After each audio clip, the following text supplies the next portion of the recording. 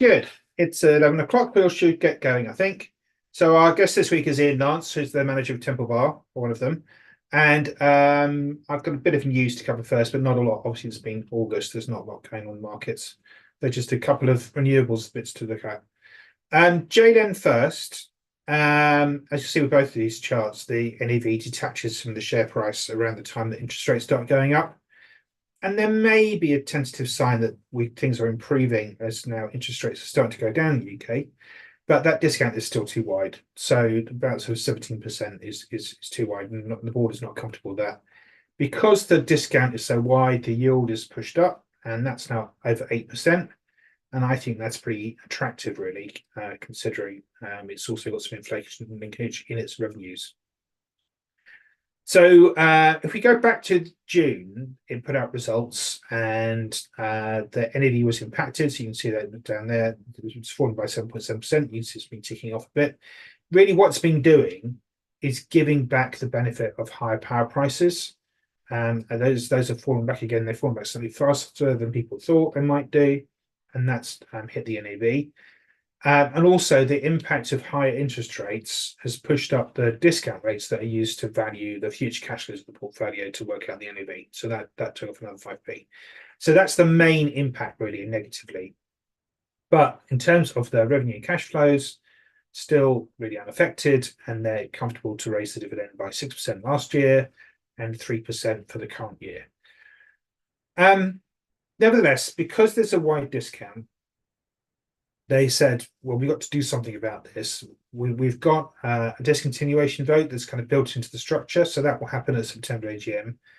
I'm extremely surprised if that amounted to anything. We've just had one with Next Energy, and it was only sort of like less than 5% against continuation.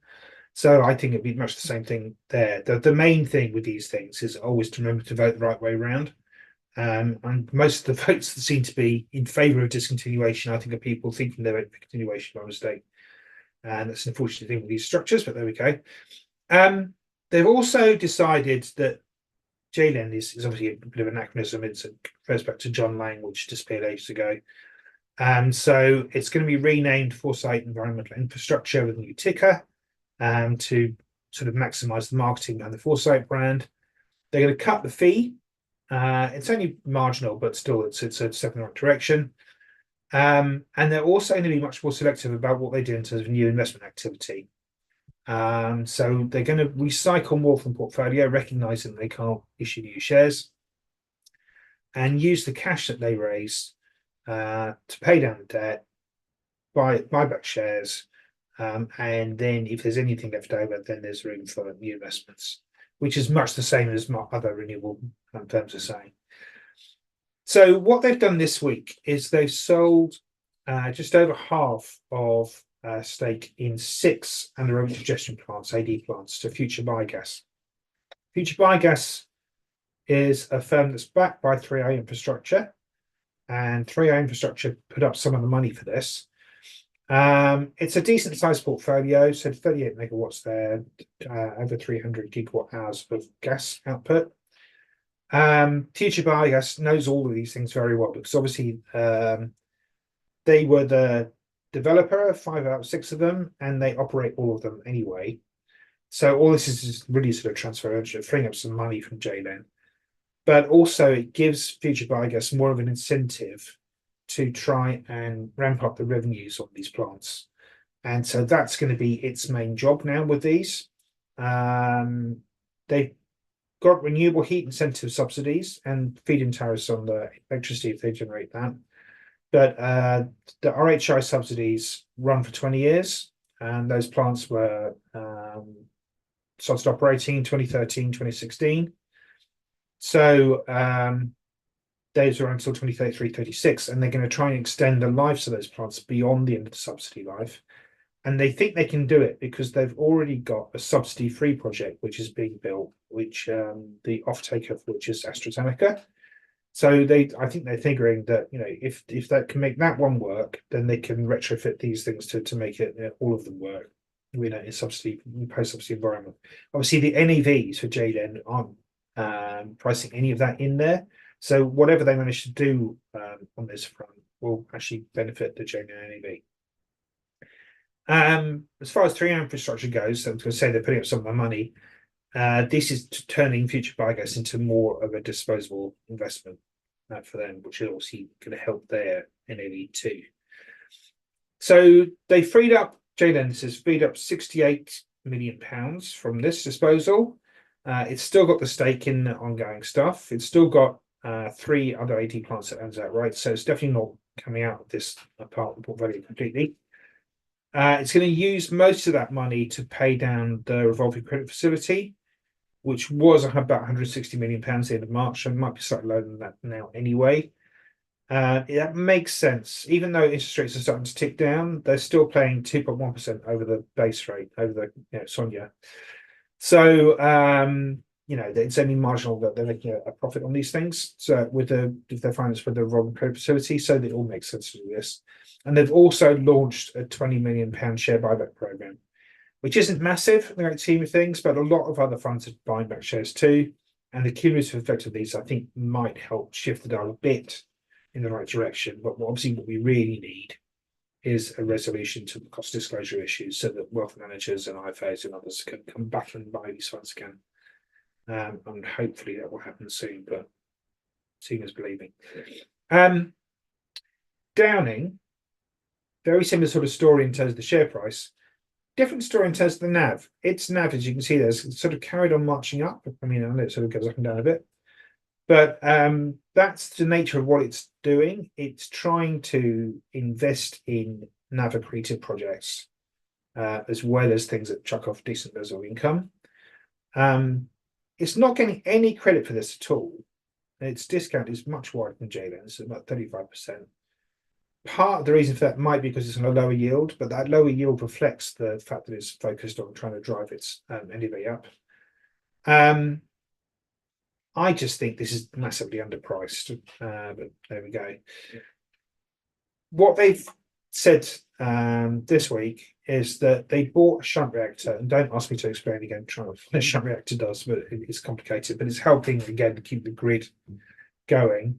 So they've upgraded the contract that they've got for that asset with the National Grid, and that adds about 30% to the revenue that they were expecting to receive from that asset. So that will be reflected in the NAV for that asset too. So I think you should expect an uplift from that. And then the other bit of good news is that it's been talking for ages that it wants to get its hydropower plants operating in the Swedish grid balancing market, the frequency determinant market, which is basically about releasing power into the system when it's missing because the wind's not blowing. They've got a lot of wind farms, so they can balance that off. They've got complete control over the flows of water within the dams, so they can have very long-term energy storage through the hydropower plants. So that's potentially quite lucrative for them. Getting one licensed and operating is great news, and then just going to roll that out across the portfolio. So the second one now, the application's in with the regulator, and hopefully that will happen quite quickly. So we should see a series of these announcements as they move forward. So that's all I wanted to say. Let's now talk to Ian. So good morning, Ian. There he is. Good to talk to you again. Okay. As usual, I'm going to hand over the reins to you and let you tell us a bit about Temple Bar, and then we'll do some questions. Brilliant. Thank you very much. If you could roll forward, keep going.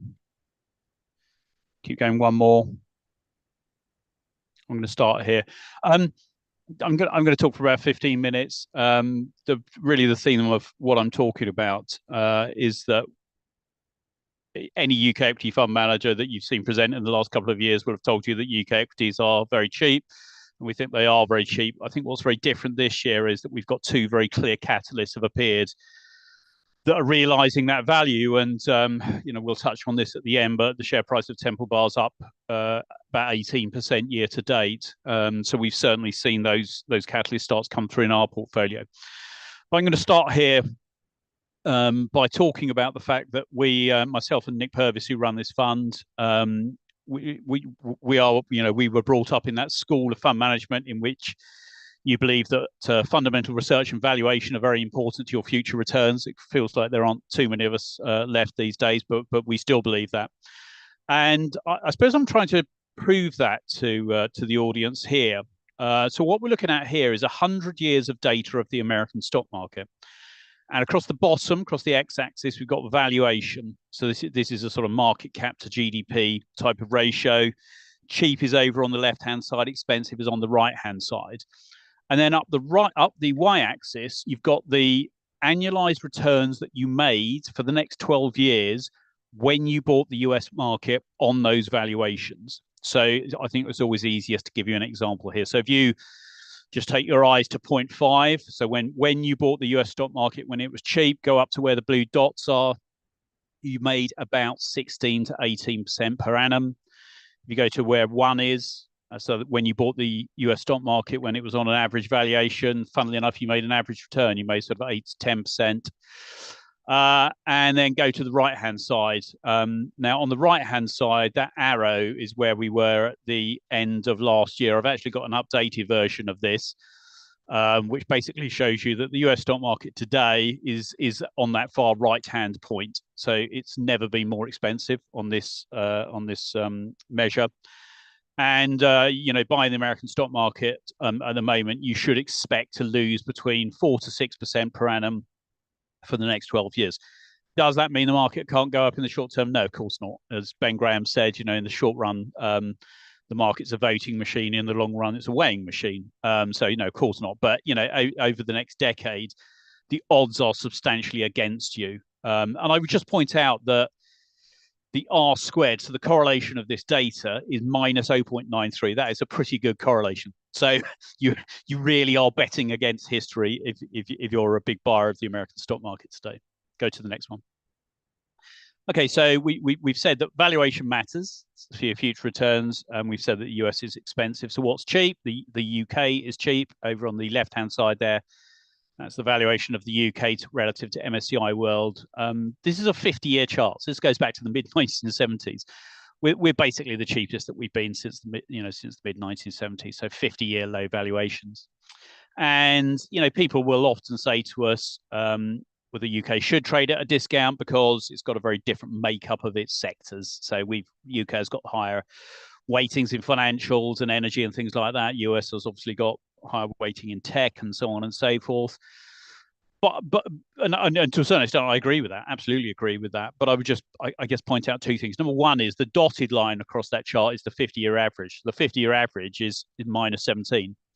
Today we're at minus 45. So, even including that difference in sector composition, we are at a very wide discount today. Over on the right-hand side, it's the valuation of sectors, UK sectors relative to their US equivalents. And I suppose the interesting thing here is even if you take a global sector, so a sector where the companies don't really depend on the UK economy at all for their profits. So let's take energy. The ones listed in London trade at half the valuation of the ones listed in New York. So BP and Shell trade on sort of about 6 times earnings, and Chevron and Exxon trade on about 12 times earnings. So again, that doesn't seem to make sense to us. So we still think the UK is cheap. I think we probably all know that. So let's move on and talk about the catalysts. Go to the next slide. 2 very clear catalysts have appeared this year. The first one is takeovers. So this chart here is showing you the average number of takeovers of UK companies per year for the last decade or so. And you can see on average, we have about 40 companies taken over per annum. Last year, that jumped up to 64. And this year, the run rate is way above that. In the first 4 months of the year, we had 4 stocks on the Temple Bar portfolio bid for. So we had Currys, Direct Line, IDS, which is the old Royal Mail, and Anglo American.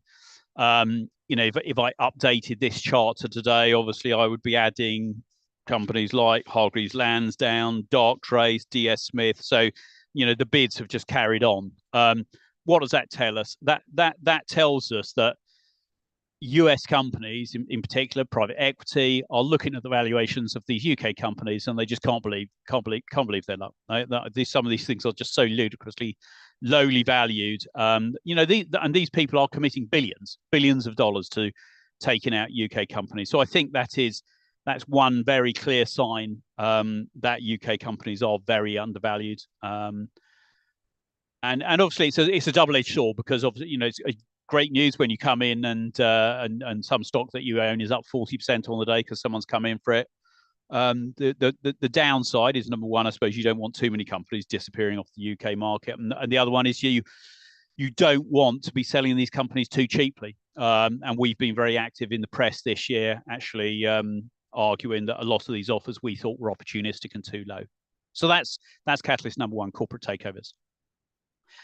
Catalyst number two is share buybacks, and just to give you a little bit of context here, because we still manage over £4 billion across all our portfolios, and we run quite concentrated portfolios, so sort of 20-25 stock portfolios.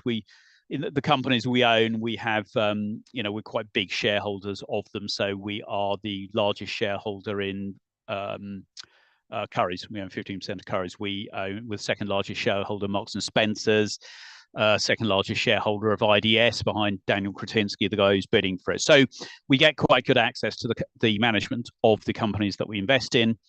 And they have been a pretty gloomy bunch for the last 2 years, because they come in to see us and they say, what's going on? My business feels like it's doing really well, and my share price does nothing but go down. And I'm sitting here trading on a P of 5 and a dividend yield of 8.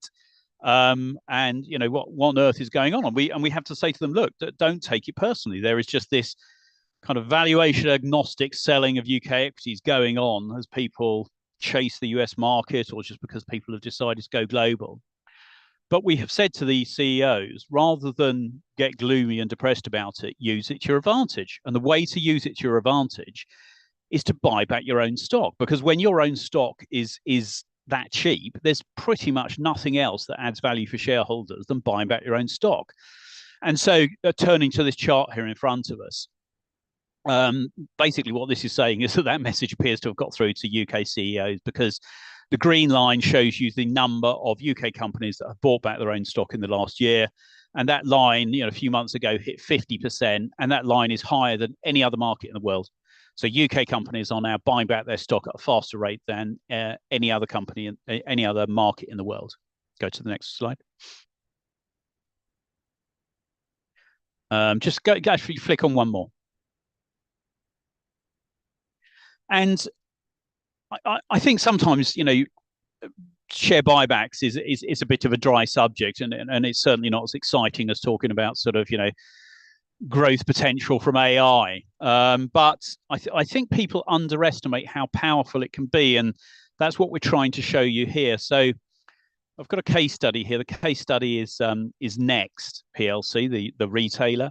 We start on the right-hand side. So those of us who were investing back in 2000, I suppose, remember it being fairly reminiscent to today, actually. Everyone was incredibly excited about the growth potential of technology shares, and nobody wanted to own old economy shares. And so shares like Next were very cheap, and the share price there, that was about £5 in 2000. Roll forward to today, the share price has just gone through £80. So that's an annualized return of 16% per annum. The interesting thing here is if you go to the chart on the left-hand side now, so you can see that right-hand green bar tells you the annualized total return for shareholders, 16%. Now look at the sales growth. Sales only grew at 5% per annum, just about 5.5% per annum. So how do you produce 16% per annum total return when you're only growing your top line at 5%? Share buybacks. The CEO of Next is a chap called Simon Wolfson, and he is the master at sort of capital allocation. So the first thing he does, obviously, is invest in the business. Obviously, he created Next Directory over this period, and that's now more than half the profits of the firm. But with any surplus capital, he buys back shares, and he only buys back shares when they're cheap. When the share price goes up, he turns off the share buyback and goes to special dividends. But the incredible thing is, over this period of time, he's bought back 2/3 of the shares in issue. So there's only 1/3 of the number of shares in issue today that there were back in 2000. And if you go, staying with the chart on the left hand side, look at the EPS. So when you've reduced your share count by 2/3, even if your sales are only growing at 5.5%, your EPS and your DPS you can see are growing at 10% and 12% respectively, and then you've had a bit of re-rating. Go to the next slide. I think this is even a more spectacular one because again, 2000, nobody wants old economy. Nothing is more old economy than tobacco. So this is British American tobacco. Share price in 2000, £3. Share price in 2015, so only 15 years this time, 50 quid. So that is an annualized total return of about 24% per annum. And now, again, look at the sales growth, 1% per annum. So you have 1% per annum sales growth and you turn that into 24% per annum total return. Again, by doing the same thing. These shares were incredibly cheap. They generate a lot of cash. They bought back a lot of stock. And you had, and so look at the EPS and the DPS again. You can see sort of about 14% earnings per share growth because they reduced the share count but so significantly. So share buybacks can be very, very powerful. Go to the next slide. So now let's kind of roll this forward to today's portfolio and show how these, I suppose, these total returns are rewarding shareholders. So here we've got 8 companies that we hold in the portfolio. We've got 3 energy companies, an auto company, Stellantis, 3 banks, 1 insurance company. And I'm just going to sort of run you through these figures quite quickly. So the first column is 2-year earnings per share yield. So what we've done there is we've taken the earnings per share that were produced in 22 and 23, and we've divided it by today's share price. So, how much of today's share price have you had in earnings per share over the last 2 years? Just have a look at some of those figures. So oil companies, 40-odd%, Stellantis, 65%. You've had 2/3 of today's share price in earnings in just 2 years. The banks, about a third, NN about a third. Next column across, same sort of mechanism, but this time we're looking at dividends. So what dividends have they paid in 22 and 23? Divided by the share price. Energy companies about 10, Stellantis 15, banks about 10, and then about 14. So that's not too bad. Now let's go to share buybacks. So what share buybacks have they done in the last 2 years? Again, divided by the market cap. So energy companies about 20%. The standout here is in the middle of the banks, NatWest there. So NatWest, about 30% of their shares they've repurchased in 2 years. Just go back to that Next example. I mentioned that Next had bought back 2/3 of their shares in issue, but it had taken them 24 years to do it. NatWest have done nearly a third in 2 years. It's just absolutely extraordinary. And so I suppose the final column is if you add together the dividends and the share buybacks, and so you what we call a sort of cash yield. So what have you, the shareholder, had back in 2 years in terms of dividends and share buybacks? Again, look at NatWest, 40%, the oil companies, 30%. And I think the fascinating thing here actually is that this has really started to come through. So I think the share price of NatWest is up about 60% year to date. Barclays up 50% year to date. So, and you kind of expect that, wouldn't you? Because just think about this: if you are reducing your share count at that sort of rate, so if you're reducing your number of shares by 30% in 2 years, let's assume that the net income just stays the same. Mathematically, your earnings per share are going to be 30% higher, aren't they? Because there's just 30% fewer shares in issue. And so if the share price doesn't go up, then obviously the valuation just gets lower and lower and lower, and you're already starting at a very low valuation. So, as I say, I think it's fine. The penny has finally dropped to these companies that they need to take advantage of their low valuations, and they are, and it is having an impact. Just go to the next slide. So this is just a snapshot of the portfolio today. I'm not going to go through all these companies, obviously, but I just make a couple of points. Some quite big weightings. We do run quite focused money, so typically we you can see positions there between sort of 5 and 7%. The amazing thing here is so Nick and I have run money for over 30 years. We think that the valuation of this portfolio today is probably the lowest we've seen in 30 years. So the average PE across the portfolio today is 8. That we reckon that's the lowest we've seen. That's lower than we saw in 2008 or in 2000.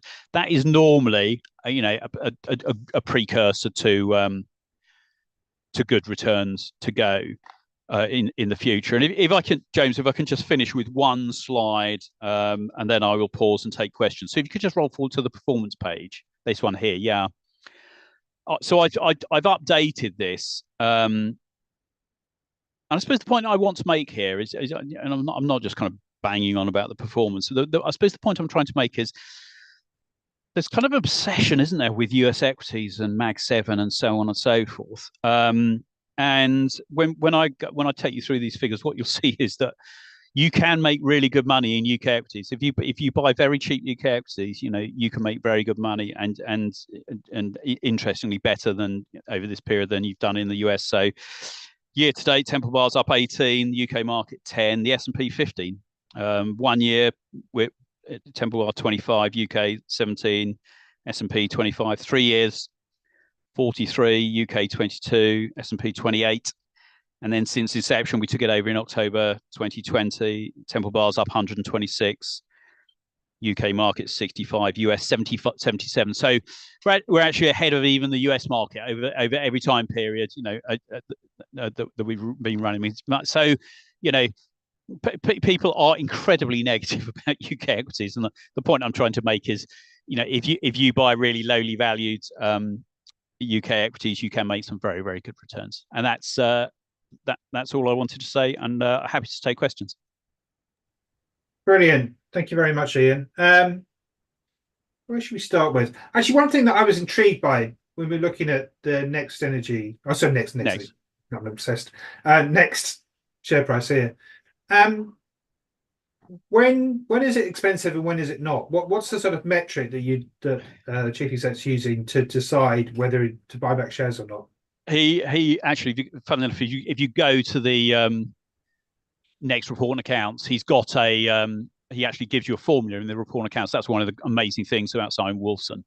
And basically, he sort of calculates the yield that you're getting on a share buyback versus the yield that he's getting investing in the business. And obviously, as the share price goes up, the yield that he's getting on a share buyback goes down, and eventually get to a point where he turns it off. But he is incredibly transparent about it, so which is excellent.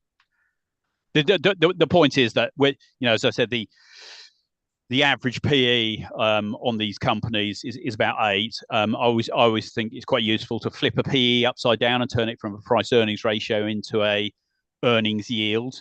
So the earnings yield on these companies is probably sort of 13-14%, that sort of figure. And so share buybacks are when you're on that sort of earnings yield do generate a lot of value. Yeah, exactly. Good, thank you. Just looking at banks for a second. Yes. Obviously, we've had some quite decent share price rises, as you mentioned already. Yep. Does the fact that rates are now coming down make these things less attractive? At the margin, but and that would be an issue if they were trading on high valuations. What's amazing is that they are still trading on very low valuations. They're all still trading at discounts to their tangible book. They're all still trading on sort of single digit PEs, et cetera, et cetera, et cetera. So I have to say we are really scratching our heads over why people are shunning banks and insurance companies in particular. Whether it's people were so scarred by what happened in 2008 that they sort of vowed never to invest in a bank again.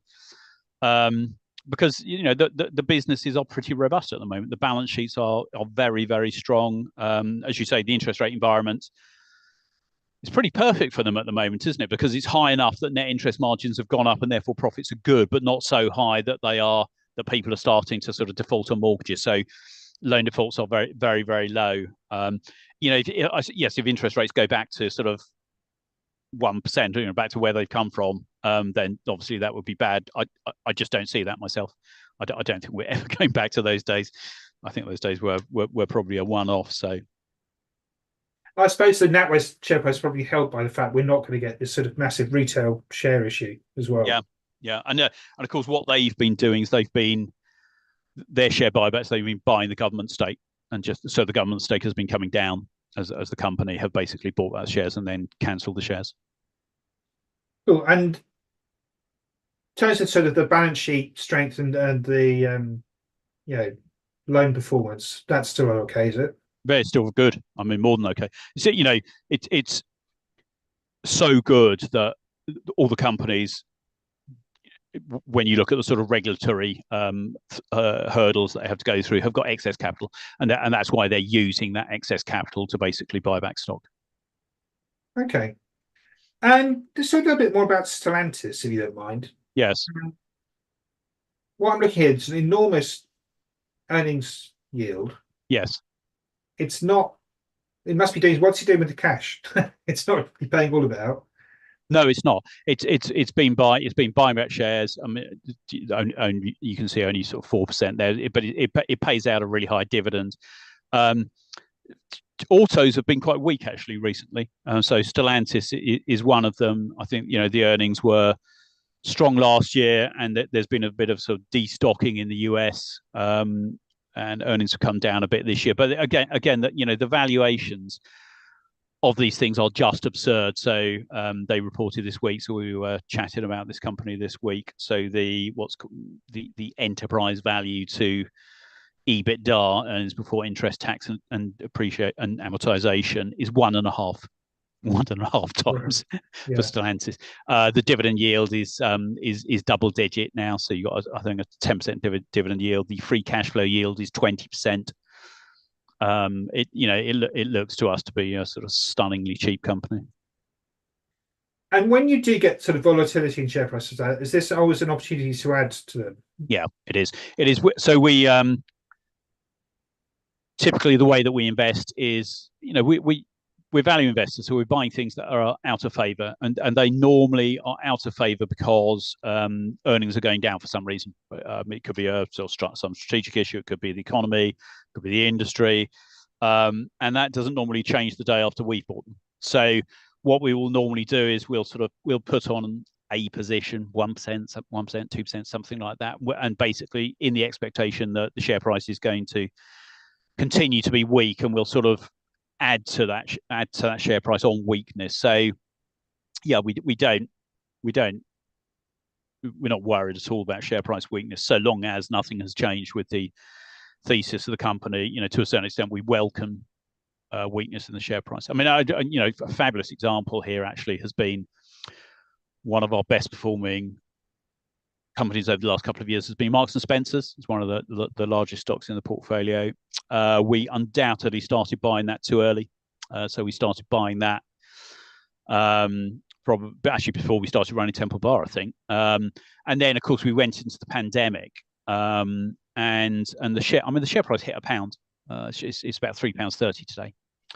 And so that gave us an opportunity to really average down in Marks and Spencer. So we bought a lot during 2020 and really brought down the average in price in it. For anyone who's interested in it, the thesis there, it was a classic management turnaround. A guy called Archie Norman came in about 2018 as the new chairman, identified everything that was wrong with Marks and Spencer's, and there was an awful lot, and set about fixing it. And with these companies, it does take 5 or 6 years to turn things around. You cannot turn around a company like Marks and Spencer's overnight. But my word, have they turned it around? And that company now has absolutely amazing operating momentum. And I think the kind of exciting thing actually is they're probably only halfway around that through that journey of turning that business around. But that is, back to your original point, that's a classic example of, I suppose, of us averaging down on share price weakness. And how ruthless are you about valuation in terms of like kicking things out when you think they're going to be expensive? So we're disciplined, but not ruthless. So again, let me just stay with the Marks and Spencer's example. So the way that we invest is we try to figure out what we think what we describe as the normalized earnings power of businesses. So where do we think the earnings can get to in the sort of fullness of time? So in the case of Marks and Spencer's, we used to think that its food retail business should be able to do a sort of 4% margin, clothing and home about 11. That gets you to about 25p of earnings per share. And so during COVID, when it was trading at £1, you were buying it on 4 times our estimate of normalized earnings. They did 25p this year. Okay, so so they've got to that figure much earlier than we expected. So and originally we'd said 25p, put that on a multiple of 12, that gets you at about £3. Now, share price today, I've just said to you, is £3.30, and yet it's still sat there on the portfolio. So why are we still holding it? Because we've gone back and looked at where we think the earnings can get to, and basically we think we were just too conservative, and that's good. You should be, if you're going to be wrong, you want to be wrong by being too conservative, not being over optimistic. And so actually we now think the earnings probably can be in the sort of mid 30s or so. So we revised up our estimate of the normalized earnings. We've revised up our estimate of the intrinsic value. And so we still hold the shares. If it gets to the point where the share price gets to a level where actually we don't think there's any reason to change our estimates, and we think it is fully valued, then that's the point at which it starts to come off the portfolio. How many stocks are there in the portfolio altogether? I think about 28, something like that. And are there any shortage of value ideas out there? I wouldn't say shortage, but they're quite concentrated. So if you look at this portfolio, we have quite a high weighting to energy, to financials, and to cyclicals, because those are the areas that, for whatever reason, investors have shunned in general, and so that's where we're seeing the value.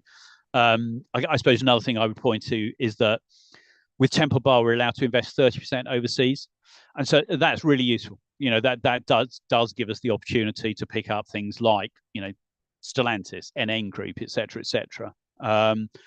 What would be nice would be if some of those so-called quality companies came down into a sort of level where we thought they were cheap, and we don't think they're cheap yet. I know over the last few years things like Diageo, Reckitt Benckiser, all those sorts of companies have performed pretty poorly, but only after a period in which they'd gone up very significantly. So we think they're getting cheaper, but we don't think they're attractive yet. That would be useful if those sorts of companies came back into a sort of Diageo was the one that came to mind when you said that, to be honest, because I was looking at Nick Train's portfolio the other day, and it's come down.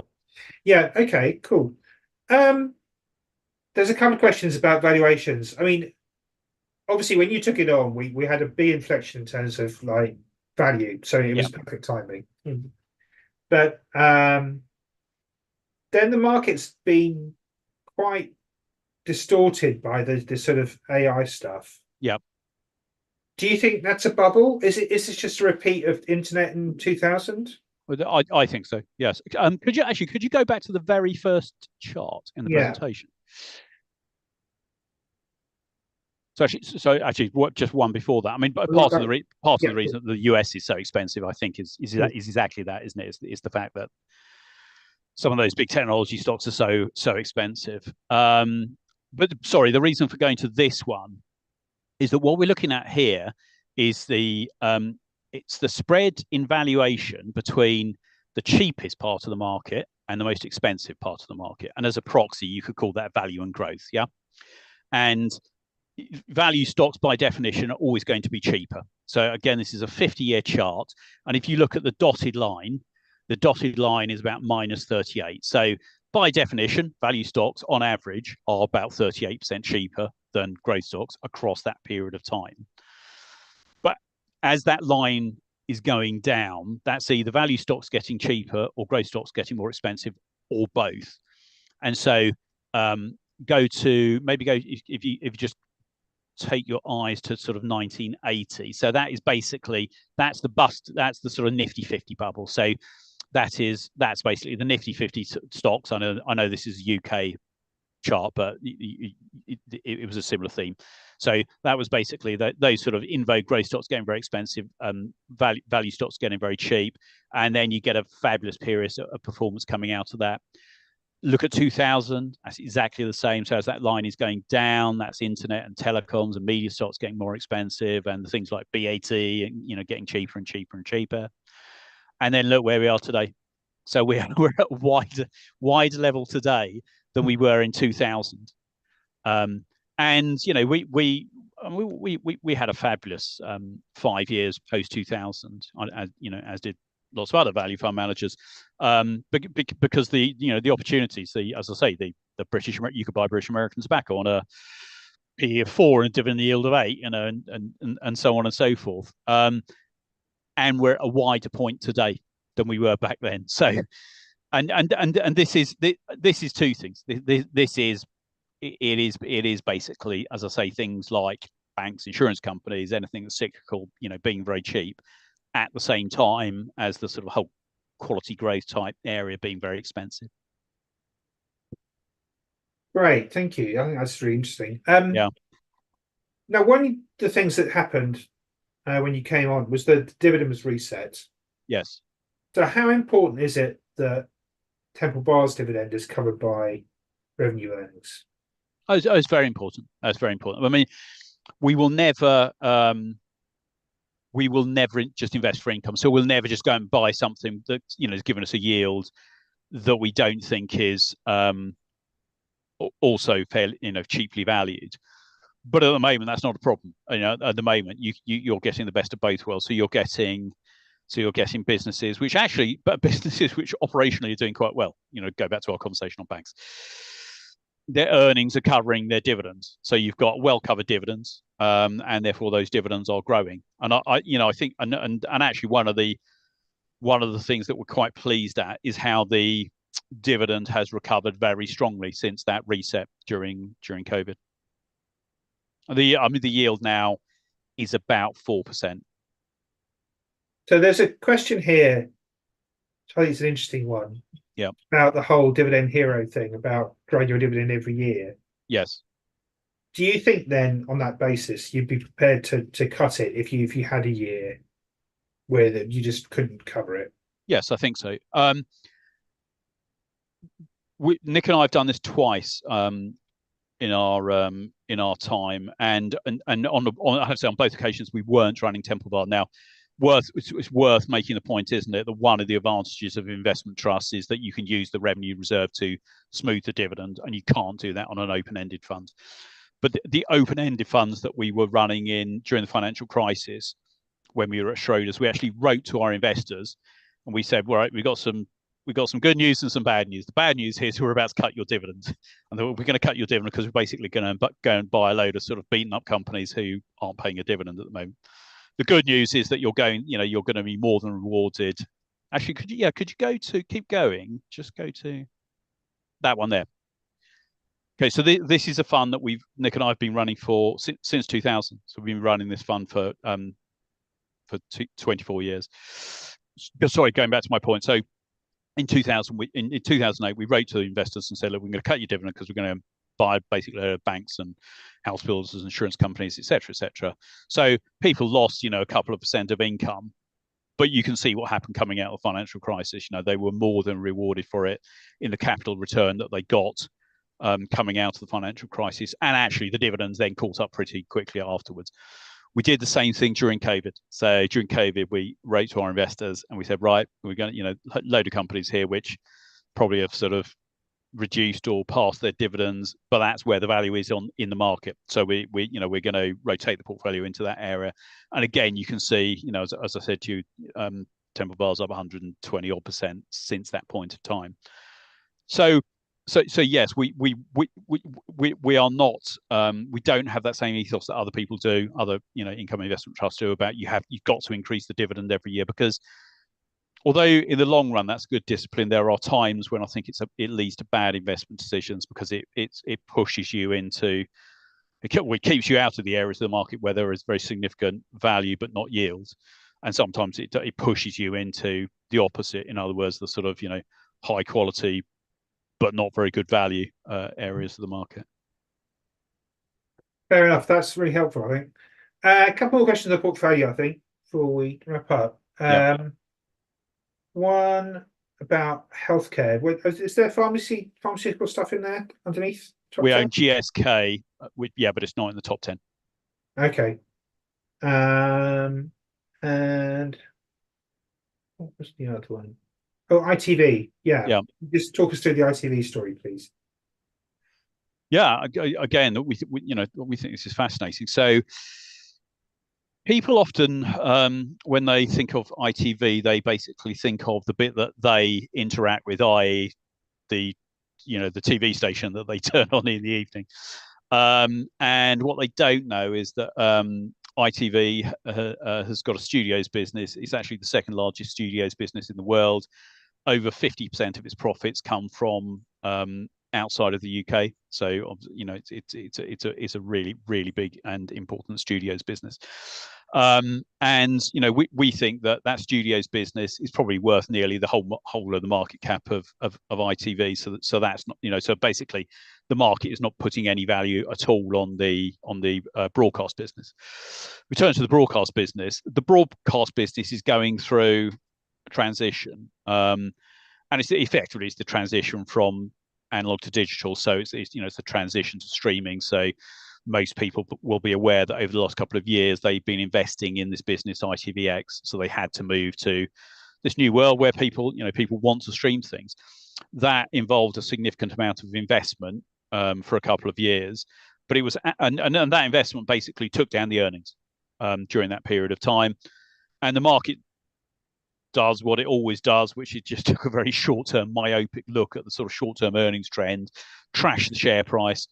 And the reality is that we think actually that was a very good investment, and again that ITVX now sort of seems to really be coming through actually. So and actually this share price has been a good performer this year. They also they sold a stake in BrickBox and used the proceeds of that to buy back shares. Yet another company buy back shares, and actually, as I say, it's performed very well this year. So we think that is a sort of turnaround story that's starting to come through actually.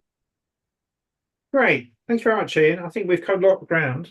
We should probably wrap it up there. But thanks for your time this morning. Pleasure. Put the disclaimer up to make sure people get a chance to read it if they want to. You know, it's free to frame and read it properly. And there's our one.